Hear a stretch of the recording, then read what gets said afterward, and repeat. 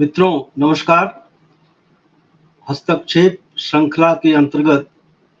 आज की यह बातचीत हिंदी बौद्धिकों और हिंदी समाज से एक आत्मालोचना और आत्मनिरीक्षण के रूप में प्रस्तावित है। इस बातचीत के प्रस्थान बिंदु के रूप में मैं बाबा साहब अम्बेडकर का एक उद्धरण यहाँ प्रस्तुत करना चाहूँगा। बाबा साहब अम्बेडकर ने 1940 में पाकिस्तान पर केंद्रित अपनी पुस्तक को लिखते हुए ये उद्गार व्यक्त किए। बाबा साहब का कथन था कि अगर वास्तव में हिंदू राज बन जाता है तो निसंदेह इस देश के लिए एक भारी खतरा उत्पन्न हो जाएगा। हिंदू कुछ भी कहें, पर हिंदुत्व स्वतंत्रता, समानता और भाईचारे के लिए एक खतरा है। इस आधार पर प्रजातंत्र के लिए यह अनुपयुक्त है। हिंदू राज को हर कीमत पर रोका जाना चाहिए। 1940 में बाबा साहब अम्बेडकर ने जो ये उद्गार या एक चेतावनी के रूप में अपनी बात कही थी, वो भारतीय संविधान के द्वारा तो उसे निर्मूल किया गया था, लेकिन आज आज़ादी के लगभग 8 दशकों बाद हिंदू राज या हिंदू राष्ट्र का खतरा जब फिर से मंडराने लगा है, तो बाबा साहब की इस एक जिसे कहा जाए कि हिंदू समाज को लेकर के जो उनकी सोच थी उसके बारे में और उससे जुड़ी हुई जो एक वस्तुस्थिति है उस पर विचार करने की आवश्यकता है। वैसे ऐसा नहीं है कि बाबा साहब द्वारा हिंदू धर्म के बारे में यह विचार व्यक्त करने के पहले ऐसी बातें न कही गई हैं। 1940 के लगभग 6 वर्ष पूर्व यानी कि 1934 में प्रेमचंद ने एक लेख लिखा था, क्या हम वास्तव में राष्ट्रवादी हैं। इस लेख में उन्होंने ये कहा था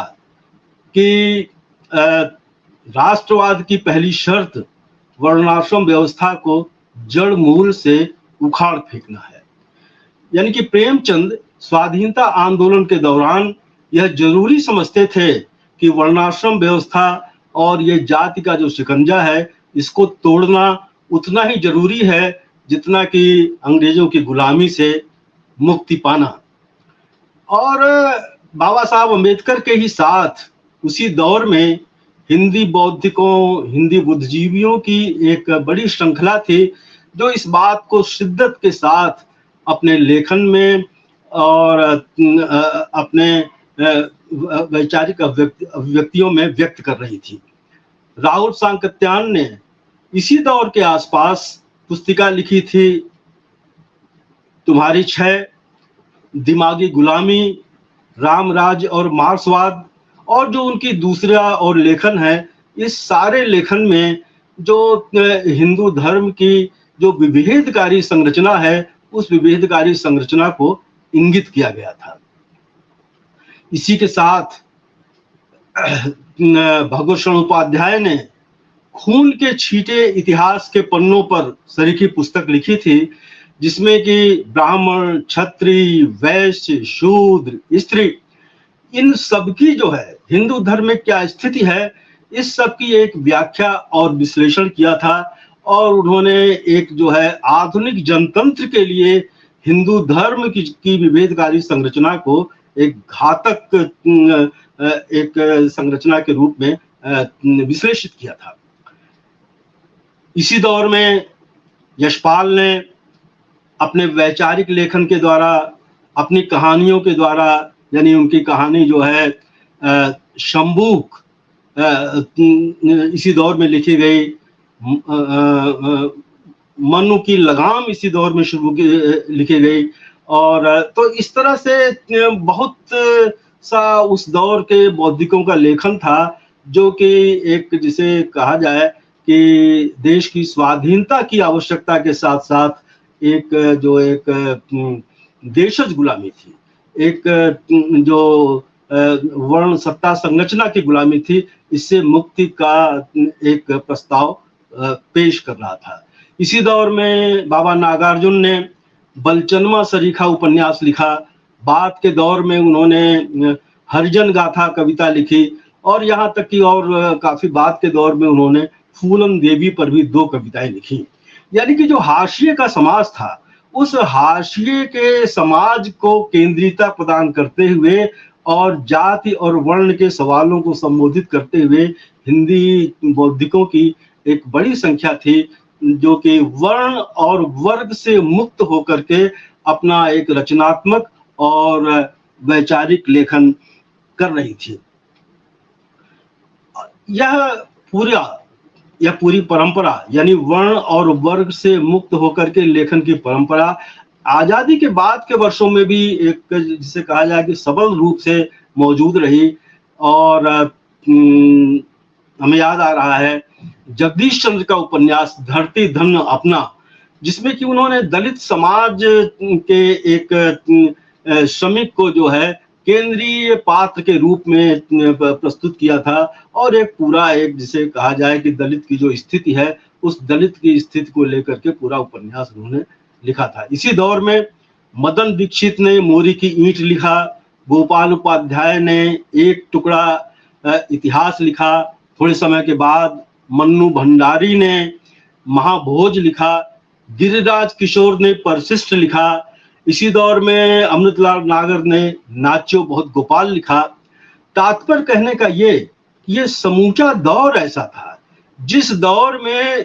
गैर दलित लेखकों द्वारा, या ये कहा जाए कि समर्ण समाज से आए हुए, समर्ण पृष्ठभूमि से आए हुए लेखकों ने बड़ी संख्या में एक, जिसे दलित और हाशिए के समाज को केंद्रित अपने रचनात्मक कर्म का और अपनी वैचारिक अभिव्यक्तियों का केंद्र बनाया। वर्ण और वर्ग से मुक्त होने की यह परंपरा, जो कि स्वाधीनता पूर्व के वर्षों में शुरू हुई थी, ये परंपरा स्वाधीनता के बाद के भी लगभग 2 दशकों तक ये परंपरा बहुत ही अपने पुष्ट रूप में, अपने जिसे कहा जाए कि मुखर रूप में हमारे सामने थी। लेकिन ये परंपरा का थोड़ा क्षरण, ये परंपरा थोड़ी छीन हुई 1990 के आसपास, जब मंडल आंदोलन के अंतर्गत आरक्षण एक को स्वीकृति दी गई और उसके साथ साथ जो मंदिर आंदोलन हुआ, तो ये जो मंदिर की परिघटना है, इस मंदिर और मंदिर की परिघटना ने हिंदी बौद्धिकों का यह जो वर्ण और वर्ग से मुक्त होकर के लेखन की परंपरा थी, इस परंपरा पर मुझे लगता है कि एक अंकुश लगाया। और इसी दौर में इसे एक, जिसे कहा जाए कि एक वैधता, इसको वैधता प्रदान की डॉक्टर रामविलास शर्मा ने। डॉक्टर रामविलास शर्मा ने उसी दौर में कहा कि आरक्षण तो अंग्रेजों की देन है, अगर आपको पूंजीवाद को मजबूत करना है तो दलित लेखन कीजिए, और सामाजिक न्याय नाम की कोई चीज होती नहीं है। कौन सामाजिक अन्याय से पीड़ित नहीं है? उच्च जात के लोग भी पीड़ित हैं, निम्न जात के लोग पीड़ित हैं, स्त्री भी पीड़ित है। तो उन्होंने एक, जिसे कहा जाए कि सामाजिक न्याय का जो एक मुद्दा था, इसका एक अमूर्तन किया। तो रामविलास शर्मा का यह आरक्षण विरोध, यह सामाजिक न्याय का अमूर्तन, और ये जो समूचा एक, जिसे कहा जाए कि सामाजिक न्याय का आंदोलन था, इस सामाजिक न्याय के आंदोलन को उन्होंने साम्राज्यवाद विरोधी आंदोलन को कमजोर करने वाली एक प्रवृत्ति के रूप में जो है प्रस्तुत किया। और एक, जिसे कहा जाए कि एक मतलब एक आरक्षण के विरोध में वैधता प्रदान करने वाली एक सैद्धांतिकी भी उन्होंने रची। हालांकि रामविलास शर्मा जी ने ये पहली बार नहीं किया था। रामविलास शर्मा जी ने इसके पूर्व रामचरितमानस को लेकर के, गोस्वामी तुलसीदास जी को लेकर के जो स्थापनाएं की थी उस दौर में, उन स्थापनाओं के दौर में भी उन्होंने ये कहा था कि भाई जो है तुलसीदास के रामचरितमानस के जरिए जो है समाजवाद की स्थापना का पथ प्रशस्त होगा। लेकिन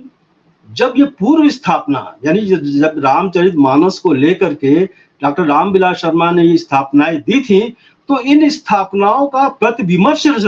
रचने के लिए, इसकी काट के लिए, इसके विरुद्ध एक जो है बहस खड़ी करने के लिए उस समय में राहुल सांकृत्यायन थे, मुक्तिबोध थे, रांगे राघव थे और एक समूची परंपरा थी, यानी प्रगतिशील बौद्धिकों की और एक मुख्य धारा के बौद्धिकों की एक लंबी परंपरा थी और जिसमें ये कहा जा सकता है कि रामविलास शर्मा अलग थलग थे। लेकिन ये 1990 की बात की जो परिघटना है, इसमें जो है व्यापक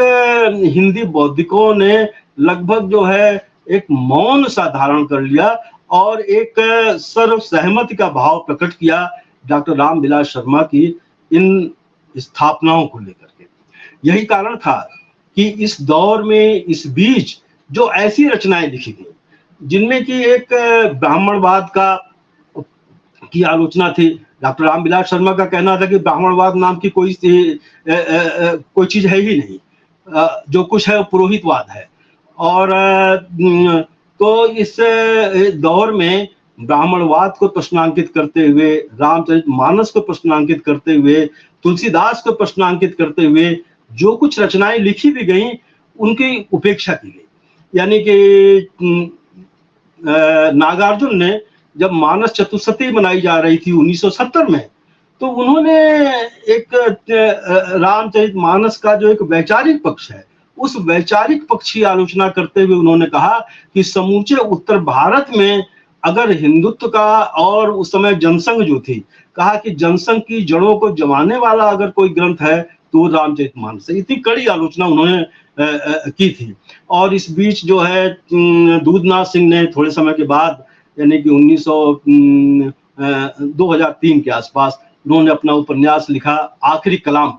इस आखिरी कलाम में उन्होंने तुलसीदास, ब्राह्मणवाद, रामचरितमानस की एक व्याख्या की और उन्होंने कहा कि ब्राह्मणवाद जो है एक बड़ा साम्राज्यवाद की तरह है, जब तक इससे मुक्त नहीं मिलेगी तब तक हिंदी प्रदेश जो है एक धर्म की गुलामी से, वर्णाश्रम व्यवस्था की गुलामी से मुक्त न हो सकेगा। तो इस आखिरी कलाम यानी दूधनाथ सिंह के इस उपन्यास की भी उपेक्षा हुई, इसकी भी जो है इसके वैचारिक पहलू की चर्चा इस दौर में नहीं की गई। और यही वो दौर था जबकि दलित लेखन उभर करके आया, दलित विमर्श को चर्चा में आया, तो दलित विमर्श को भी खारिज करने के प्रयास हुए। यानी कि डॉक्टर रामविलास शर्मा तो कह ही चुके थे कि अगर आपको पूंजीवाद को मजबूत करना है तो आप दलित लेखन कीजिए। तो इस दौर का जो दलित लेखन था, यानी कि उसे अस्मितावाद के रूप में चिन्हित करके कि ये एक अस्मितावादी चिंतन है, अस्मितावादी राजनीति है, और ये अस्मितावादी राजनीति या अस्मितावादी चिंतन जो है एक व्यापक सरोकारों को जो है कहीं खंडित करने वाला है। यहाँ इस अंतर को मिटा दिया गया कि अस्मितावाद के दो रूप हैं, यानी एक प्रतिरोधी अस्मिता है, एक दमनकारी अस्मिता है। यानी कि जो प्रतिरोधी अस्मिता थी उसको अस्मितावाद के खाने में रख करके तो उसे खारिज किया गया, लेकिन जो दमनकारी अस्मिता थी, जो एक सवर्ण अस्मिता का जो पलटवार इस पूरे दौर में था, उसको लेकर के एक मौन धारण किया गया या उसे एक राष्ट्रवाद के रूप में एक जो है एक मौन स्वीकृति दी गई। तात्पर्य कहने का ये कि जो वर्ण और वर्ग से मुक्त होकर के जो लेखन की परंपरा थी, वो इस दौर में क्षीण ही नहीं हुई, बल्कि हिंदी समाज के और हिंदी साहित्य के बौद्धिकों का एक बड़ा वर्ग अपने जाति और वर्ण में वापस लौटता सा दिखाई पड़ा। यहाँ यह भी एक बात इंगित करने योग्य है कि ये पूरा दौर, यानी कि सांप्रदायिकता के विरुद्ध तो इस दौर में विपुल लेखन हुआ। कहानी में भी, उपन्यास में भी, कविताएं में भी, वैचारिक लेखन में भी सांप्रदायिकता को लेकर के बहुत सी रचनाएं लिखी गई। धर्मनिरपेक्षता के पक्ष में लिखा गया, सांप्रदायिक सौहार्द के पक्ष में लिखा गया। लेकिन इसका जो दूसरा पहलू, यानी कि ये सांप्रदायिकता का उत्स जहां से होता है, जिस धार्मिक श्रेष्ठता के भाव से होता है, जो एक ऊंच नीच पर केंद्रित जो है वर्णाश्रमी धार्मिक जो व्यवस्था है, उस व्यवस्था की आलोचना जो है इस समूचे दौर में बहुत कम रही, लगभग अनुपस्थित रही, या एक अपवाद के रूप में कुछ रचनाएं इस दौर में लिखी गई। तो इसे एक प्रवृत्ति के रूप में समझा जाना चाहिए कि आखिर धर्मनिरपेक्षता को लेकर के, सांप्रदायिक सौहार्द को लेकर के इस दौर के हिंदी बौद्धिकों के बीच में एक सर्वसहमति का भाव रहा और एक अच्छी रचनाएं लिखी गई और हस्तक्षेपकारी रचनाएं लिखी गई। लेकिन जो है हाशिए के समाज को लेकर के, दलित लेखन को लेकर के वो उत्साह नहीं दिखाई पड़ा। उत्साह क्या, एक उदासीनता सी दिखाई पड़ी। यानी कि तुलसी को लेकर के उत्साह था और कबीर को लेकर के उदासीनता थी, और रैदास तो उसके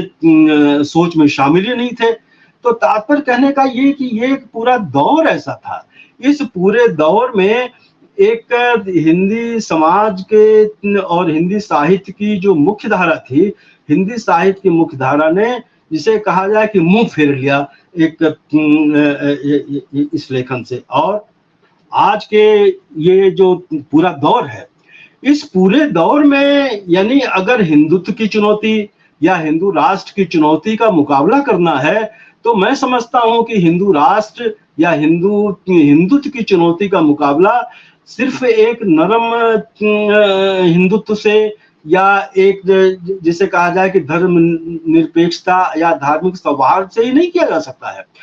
इसका मुकाबला करने के लिए एक जो है हिंदू धर्म की जो एक संरचना है, जिसकी तरफ बाबा साहब अम्बेडकर ने इंगित किया था कि यह जनतंत्र विरोधी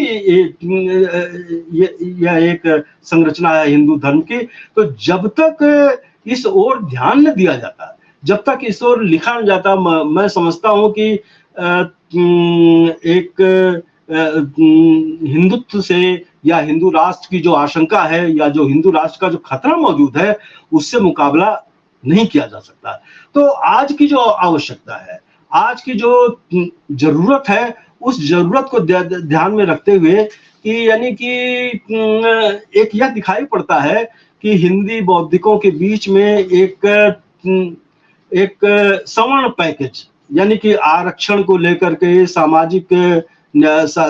न्याय और प्रतिरोधी अस्मिता अस्पर्श है। यह जो एक सवर्ण पैकेज है हिंदी बौद्धिकों के बीच में, हिंदी समाज के बीच में, कि आरक्षण, सामाजिक न्याय, प्रतिरोधी अस्मिता अस्पर्श है, और ये उस पवित्र गाय के मानंद है जिन्हें यानी कि जो है आचार्य रामचंद्र शुक्ल या गोस्वामी तुलसीदास या रामचरितमानस, ये पवित्र गाय के मानंद है। इन्हें सिर्फ पूजा जा सकता है, इन्हें प्रश्नांकित नहीं किया जा सकता।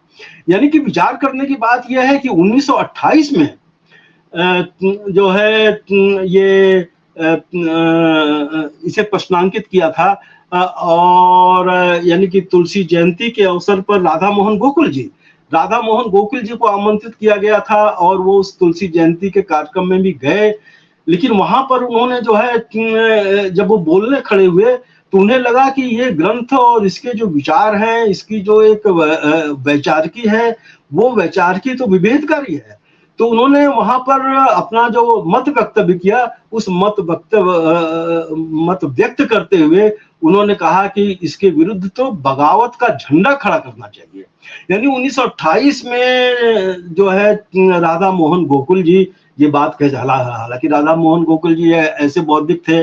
जिन्होंने ईश्वर का बहिष्कार से लिखी श्रृंखला लिखी थी, जो कि 1925 में प्रेमचंद ने जो माधुरी पत्रिका लखनऊ में प्रकाशित होती थी, जिसके वो संपादक थे, उसमें श्रृंखलाबद्ध किया था। उसके बाद ही यानी कि प्रेमचंद को भी जब तुलसी जयंती की अध्यक्षता के लिए आमंत्रित किया गया, तो उन्होंने उसमें जाने से इनकार कर दिया था।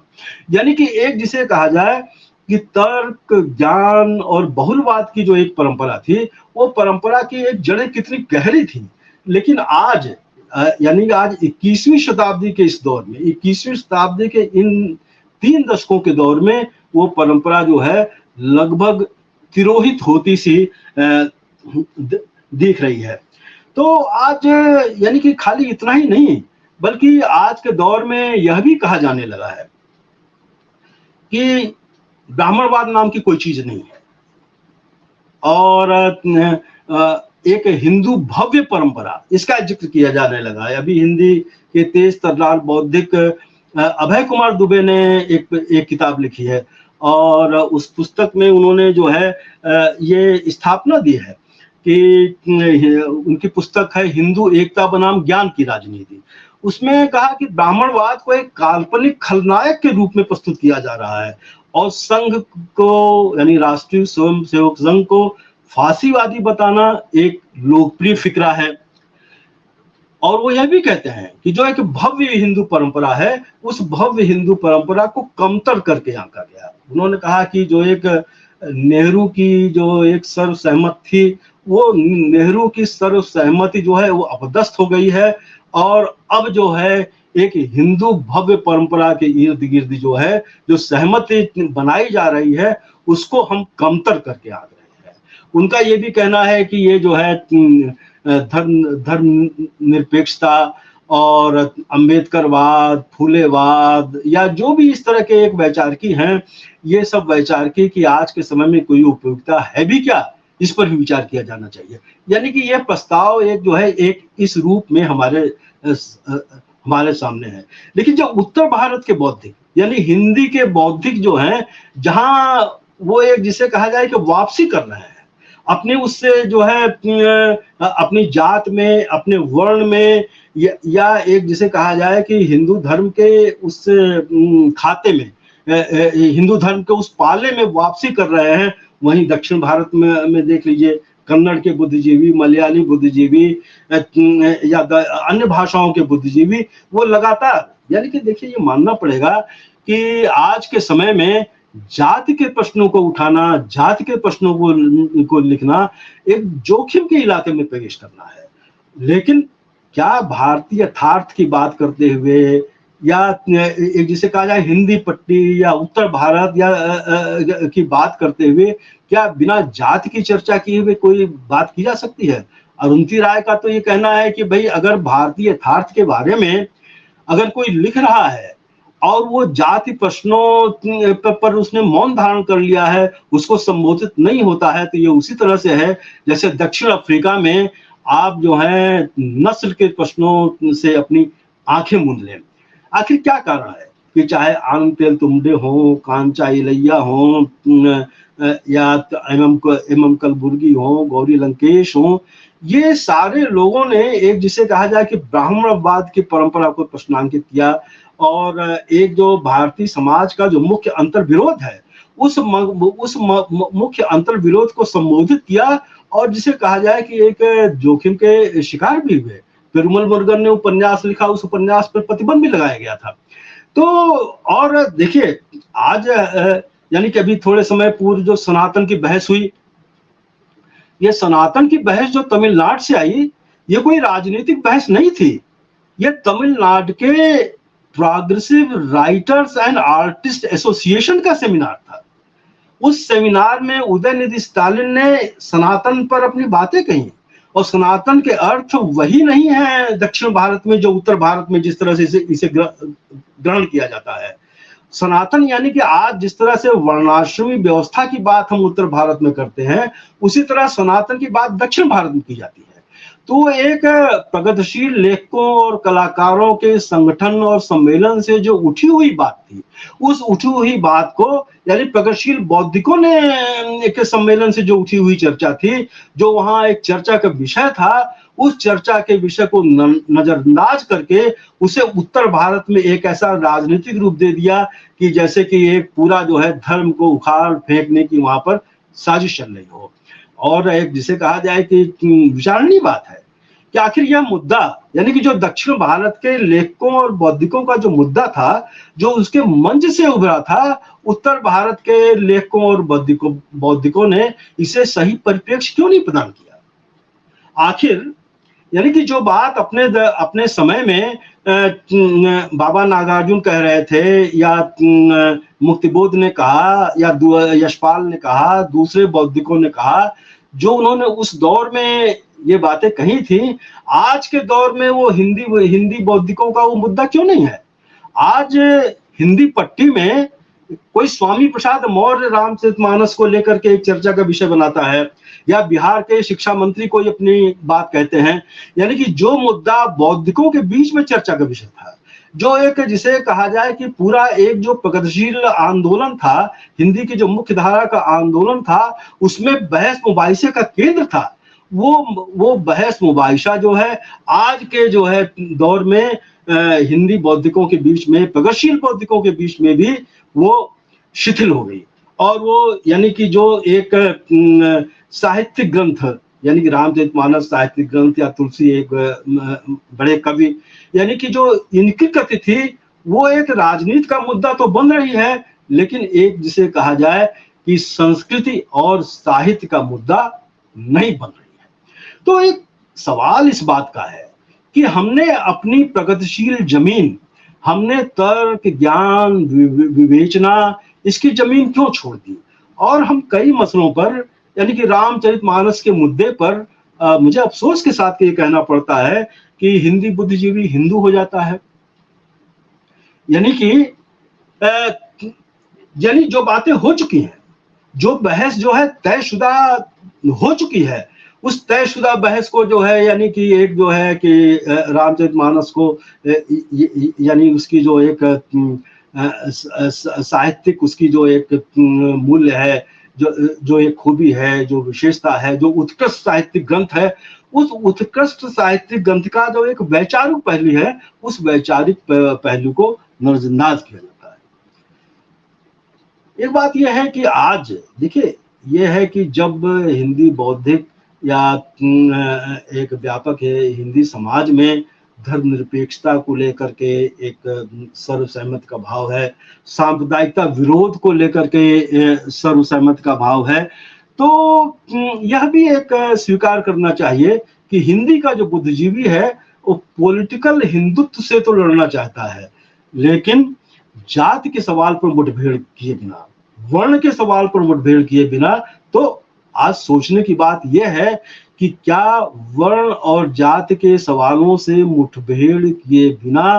पॉलिटिकल हिंदुत्व का मुकाबला किया जा सकता है? जबकि यानी कि 1925 में राष्ट्रीय स्वयंसेवक संघ की स्थापना हुई थी, 1 वर्ष के बाद उसकी शताब्दी मनाई जा रही है, और जो आज हमारी जो एक सांस्कृतिक राष्ट्रवाद की वैचारिकता का संवहन करती हुई जो आज सत्ता केंद्र में है, वो अपने एजेंडे को, अपने मुद्दे को, यानी कि खुल करके कहा जाए कि हिंदुत्व के मुद्दे को, चाहे शिक्षा हो, चाहे दूसरी संस्थाएं हो, हर जगह जो है वो केंद्र में लाने की कोशिश कर रही है। तो जब इस तरह का एक अभियान तेज हो, जब इस तरह के खतरे तेज हो, तो उन अभियान को रोकने के लिए, उन खतरों का मुकाबला करने के लिए हिंदी बुद्धिजीवी की क्या तैयारी है? यानी कि दक्षिण भारत के बुद्धिजीवी यानी कि अगर Anand Teltumbde Republic of cast जैसी पुस्तक लिखते हैं, और एक जिसे कहा जाए कि पूरा एक नीरशीर तरीके से विश्लेषण करते हैं और उसका खामियाजा भी भुगतते हैं, या पेरुमल मुरुगन अपना एक उपन्यास लिखते हैं और उस उपन्यास पर प्रतिबंध भी लगाया जाता है, और देश की जो है उच्च न्यायालय उस पर अपना उनके पक्ष में फैसला देती है। यानी कि संघर्ष जो है कदम कदम पर जो है वहां पर। अरुंधति राय जो कि लगातार जो है वर्ण के प्रश्न पर, जाति के प्रश्न पर, यानी कि जो बाबा साहब की पुस्तक है एनिहिलेशन ऑफ कास्ट, उसकी उन्होंने लंबी भूमिका लिखी। तो एक जिसे कहा जाए कि जो हमारे अन्य भाषाओं का, यानी जो अन्य क्षेत्रीय भाषाएं हैं उनके बौद्धिक हों, या जो अंग्रेजी में लिखने वाले बौद्धिक हों, वो भारतीय समाज के मुख्य अंतर्विरोध से संबोधित हैं। लेकिन हिंदी का बुद्धिजीवी जो है वो इन चीजों से, इन सवालों से बचता है। तो क्या एक आत्मनिरीक्षण की, आत्मालोचना की जरूरत नहीं है कि आज एक हिंदी बौद्धिक के रूप में, यानी कि हम क्यों, यानी कि अगर दलित लेखन हो रहा है, दलित वैचार की हमारे सामने है, बहुत से प्रश्नों को उठाया जा रहा है, वो उसमें विवादास्पद प्रश्न है। आवश्यक नहीं कि जो है समूची दलित वैचार की को ज्यों का त्यों खारिज कर दिया जाए, यानी कि जो मुद्दे उठते हैं, चाहे वो उदाहरण के रूप में कफन कहानी को लेकर के एक बहस हो, तो उन बहसों को संबोधित किया जाना चाहिए, उसको खारिज कर दिया जाना, ये अस्मितावाद है। जैसे अस्मितावाद एक बहुत बड़ा कोई बीमारी हो, अस्मितावाद जैसे बिल्कुल अस्पर्श हो, यानी समूचे दुनिया में चाहे काले और गोरों का मसला हो, नस्लवाद का मसला हो, स्त्री का हो, ये अस्मितावाद जो है एक साहित्यिक मूल्य के रूप में, एक सामाजिक मूल्य के रूप में, समाजशास्त्रीय मूल्य के रूप में उसकी व्याख्या की जा रही है। लेकिन हिंदी बुद्धिजीवी अस्मितावाद का सुनते ही वो समझता है कि जो है ये जो है एक व्यापक एकता को खंडित करने के लिए। तो मैं समझता हूँ कि आज एक जिसे ये डॉक्टर रामविलास शर्मा का मैंने संदर्भ दिया था, तो डॉक्टर रामविलास शर्मा अपनी स्थापनाएं वर्ग के आवरण में करते थे, यानी कि वो भारतीय समाज को वर्गों में विभाजित करके बात करते थे और इस बात की अनदेखी कर देते थे, क्योंकि जब शुरुआत जब उन्होंने लिखने की थी कि भारतीय समाज उस समाज में औद्योगिक समाज नहीं बना था, तो उस औद्योगिक समाज न होने के कारण दलित ही सर्वहारा था। और आज भी जो स्थितियां हैं, यानी कि आज भी जो एक आंखें बंद कर लेने से, मुंह मोड़ लेने से बात नहीं बनती है। यानी कभी जो बीता हुआ जो लोकसभा का चुनाव है, बीते हुए लोकसभा के चुनाव में भी यह विचार किया जाना चाहिए कि आखिर सवर्ण समाज के 78, 79, 80% लोग जो हैं क्यों भारतीय जनता पार्टी के मतदाता हैं। तो एक सवाल यह है कि अगर जो है जो सामाजिक न्याय का जो आंदोलन हो या सामाजिक न्याय के प्रतिष्ठित जो एक राजनीतिक संरचनाएं हो, उन संरचनाओं को अस्मितावाद के नाम पर आप खारिज करते हैं। लेकिन जो एक दमनकारी अस्मितावाद है, वो दमनकारी अस्मितावाद अगर एकजुट होकर के एक राजनीति के साथ स्वयं को जोड़ता है, तो उसका क्रिटिक कौन करेगा, उसकी आलोचना कौन करेगा? मैं समझता हूं कि इसकी आलोचना की जानी चाहिए। सामाजिक न्याय की जरूरत या इसके औचित्य से इनकार करना, यानी कि मैं समझता हूं कि यह बहुत स्पष्ट बात है कि आज आरक्षण या सामाजिक न्याय ये हमारे भारतीय संविधान में अंतर्निहित है, उसमें शामिल है। यानी कि एक जिसे चाहे संविधान का नीति निर्देशक तत्व है, तो आज के समय में अगर सामाजिक न्याय से इनकार किया जाए या एक जो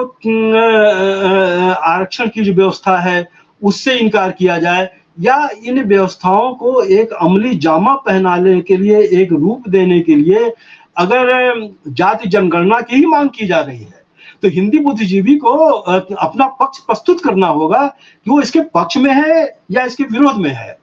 देखिए, एक बात बहुत साफ है, आज के समय में यानी कि जो एक अस्मितावाद की जो राजनीति आप कह लीजिए, अस्मितावाद की राजनीति से जुड़े हुए जो राजनीतिक दल है,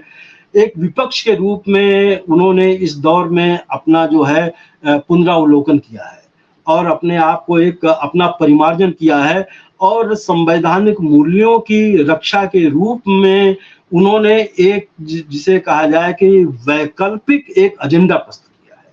यानी कि हमारे देश का जो विपक्ष है उसने एक संवैधानिक मूल्यों की रक्षा के लिए एक वैचारिक एजेंडा प्रस्तुत किया है। वो वैचारिक एजेंडा आरक्षण के पक्ष में है, सामाजिक न्याय के पक्ष में है और जातिगत जनगणना या इस तरह के मुद्दों के पक्ष में है। आज हिंदी बुद्धिजीवियों को, हिंदी लेखकों को, व्यापक हिंदी समाज को तय करना है कि वो इन मुद्दों के साथ कहाँ खड़ा है, वो उसकी अपनी कुछ जवाबदेही समझता है या नहीं समझता है। तो मैं समझता हूं कि आज हिंदू बुद्धिजीवी एक दोराहे पर खड़ा है और वो दोराहा है कि वर्ण और वर्ग से मुक्त होकर के लेखन की जो परंपरा जो आजादी के पूर्व के वर्षों में जो शुरू हुई थी, जो आजादी के बाद के वर्षों में भी चलती रही थी, वो उसके साथ खड़ा हो या हिंदी बुद्धिजीवी हिंदू बुद्धिजीवी के रूप में कहलाने को अभिशप्त है। ये चिंता की बात है और ये विचार की बात है। मैं समझता हूं कि इस पर हमें जो है आत्मालोचन और आत्मनिरीक्षण की मुद्रा में विचार करना चाहिए। धन्यवाद मित्रों।